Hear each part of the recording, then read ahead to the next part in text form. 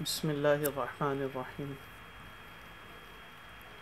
آج میں اپنی اس ویڈیو کے اندر آپ کے سامنے المکتبۃ الشاملہ کا کچھ تعارف اور اس کی کچھ تفصیلات آپ کے سامنے بیان کر رہا ہوں۔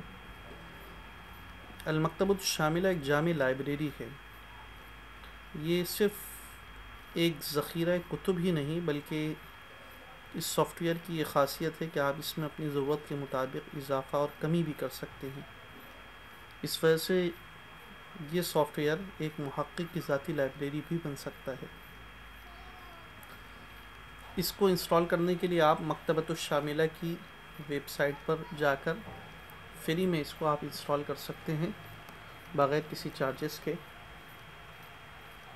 اور آپ وہاں سے پہلی فرصت پہ اس کو انسٹال کر لیجیے۔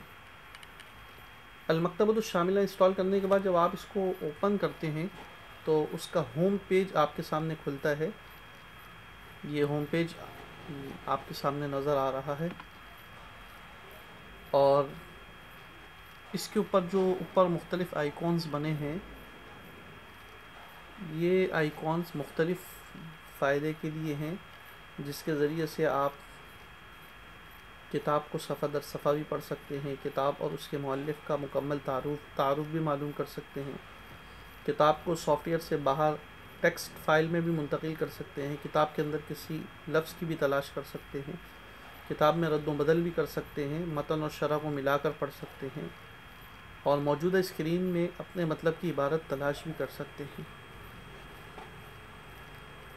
چنانچہ میں اس کی جو بنیادی فیچر ہے وہ آپ کو مختلف ویڈیو میں بیان کروں گا۔ سب سے پہلے یہ جو مختلف آئیکونز اوپر بنے ہیں، اس میں سب سے اوپر جو آپ آئیکون دیکھ رہے ہیں جس پر کرسر میں نے رکھا ہے، اختیار کتاب کا، اس کا فائدہ یہ ہے کہ جب آپ اس آئیکون کو کلک کرتے ہیں تو آپ کے سامنے یہ ایک اسکرین کھل جاتی ہے، اور اس میں آپ دیکھیے اوپر مجموعات، تصفیہ اور سابق ہے۔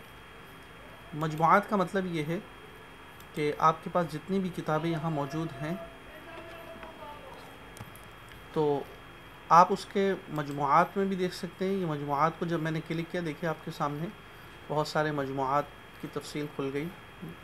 عقیدے سے متعلق فرق اور ردود، التفاسیر، علوم القرآن، تجوید، قراءت، متون الحدیث، اور یہ آپ دیکھیے اس میں مکمل وہ تمام مجموعات ہیں۔ آپ کسی بھی مجموعے سے متعلق، مثلا میں نے الرقاق والآداب والافکار کو کلک کیا تو اس کے تحت مزید اور کتابیں کھل گئیں۔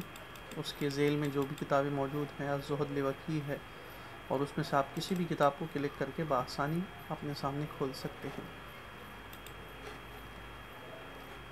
اچھا، دوسرا کتابیں کھولنے کا ایک انداز یوں بھی ہو سکتا ہے، یہ جو تصفیہ ہے، آپ نے اس پہ کلک کیا تو آپ کو مختلف حروف تہجی نظر آ رہے ہیں۔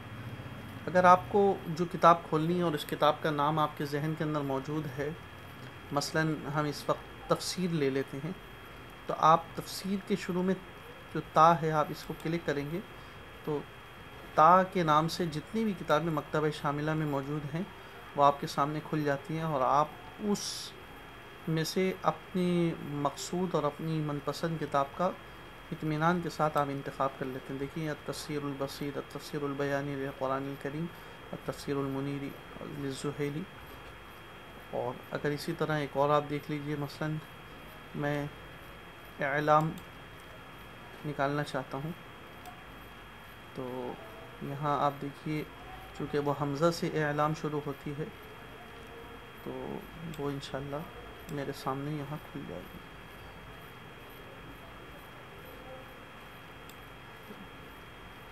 اب یہاں دیکھیے آپ، یہ کھل گئی اعلام، اعلام الحدیث، اعلام المساجد، اس طرح۔ تو تصفیہ کا فائدہ یہ ہے کہ آپ کتاب ڈھونڈنا آپ کے لیے بڑا آسان ہو جاتا ہے۔ اچھا، سابق کا مطلب یہ کہ جو آپ نے کتاب آخر میں کھولی ہے، اگر آپ مطالعہ کر کے بند کر کے دوبارہ اس کو کسی وقت کھول لیں اور آپ یہ چاہتے ہیں کہ آپ اپنی اسی کتاب پر چلے جائیں جو کتاب آپ نے اس سے پہلے کھولی تھی، دیکھیے ہم نے الزہد لوکیع ابھی تھوڑی دیر قبل ہی کھولی تھی، تو اس کو کلک کر کے دوبارہ ہم وہاں پہنچ جائیں گے کہ جہاں ہم نے اس کتاب کو بند کیا تھا اور جہاں سے ہم نے اپنا مطالعہ چھوڑا تھا۔ یہ پہلا اختیار کتاب کے اس آئیکن کا یہ فائدہ ہے۔ آپ اس کی مشق کیجیے، انشاءاللہ مزید تفصیل